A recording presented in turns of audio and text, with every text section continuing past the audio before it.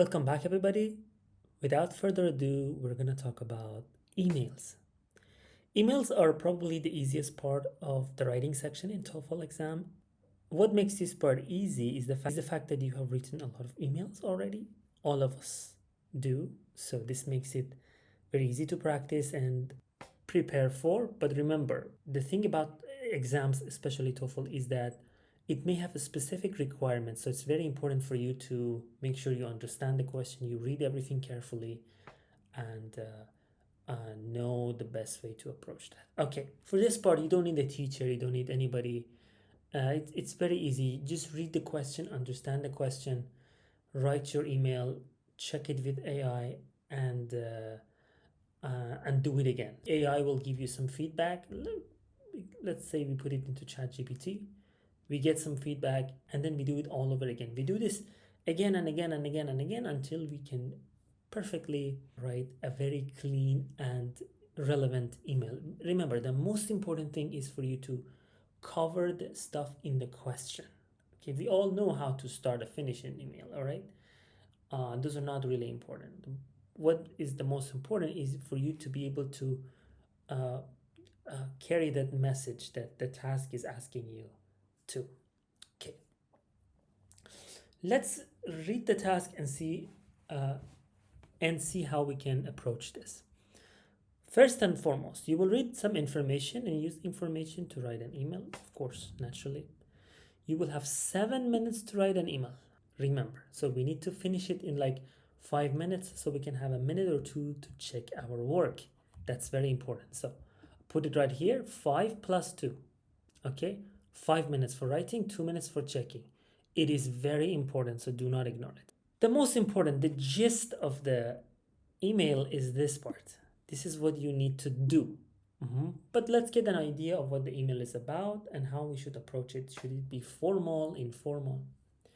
A new poetry magazine has asked its reader for submissions, and you decided to submit 2 of your poems. However, you had a problem using the online submission form, and you're not certain that your submissions were received. Okay, basic communication with an office, a company, a department. Write an email to the editor of the magazine. It's somebody I don't know, so definitely my email should be formal.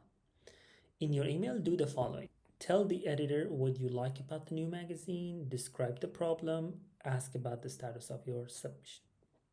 Okay, look at here, it says write as much as you can. So you really don't have a limit on the number of words, but remember, we have a limit on time, so you are not able to write too many words.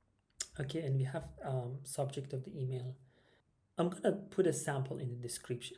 Okay, you can use the beginning and ending of that sample. That's fixed. There are many ways to start an email, and definitely you can prepare a list and use them. That's not important. You can get them from the internet. I recommend that you divide your email into 3 sections, okay? Kind of 3 chunks like this. I will send you an example just for revision, okay?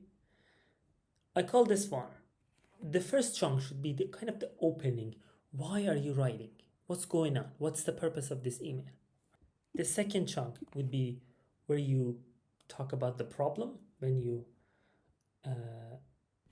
so what you can do is this. You can, okay, you have standard opening and ending of your email. We're not going to talk about that. You can write a few sentences. I recommend that at least like 2 or 3 sentences describing each point in a separate paragraph. Okay, so 2 to 3 sentences. All right, this way it will give you an ability to talk about all of the points without missing anything. Things will be very organized, and also you will make sure that you do not run out of time. Remember, you're typing your answer, so always practice writing as a form of typing. And then you can definitely close your email just like the example that I put in the description. So let's recap. The most important part of the email is for you to be able to carry that message. So, because we write emails, we have a purpose. The purpose is this section we talked about. And I told you how to kind of organize information into paragraphs or chunks of 2 to 3 sentences. Why we do this? We do this to make sure we have enough time, and we do this to make sure that we have covered everything effectively. We need to manage our time.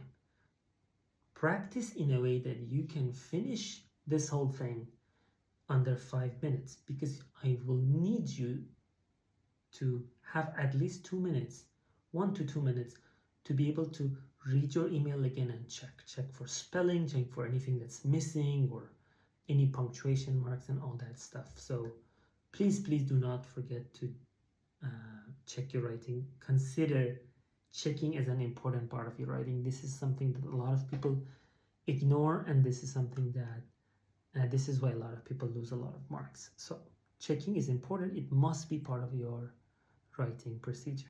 All right, don't forget to check the examples in the description, and as always, practice is key. Write as many emails as you can.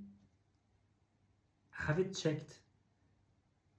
Find your mistakes, work on your mistakes, do it again. Check, find your mistakes, work on them, doing it. This feedback cycle should go on. A lot of students tell me sometimes they do not have enough ideas for the writing. What should we do? What should they do? I usually recommend everybody to read a lot of sample emails. You can even ask ChatGPT to give you like 10, 20 examples. You can copy paste this task and say, okay, can you send me like 10 email examples that I can use in my practices? So you can read a lot of examples. These examples that you read gives you an idea of how to manage and how to write your sentences and how to approach them. Remember, do not copy paste stuff. Use English naturally with the best of your ability. As always, don't forget to ask me if you have any questions. I'm always online, available to take care of your questions. And don't forget to subscribe if you haven't already, liked this video, and share it with your friends who are preparing for TOEFL. I will see you soon.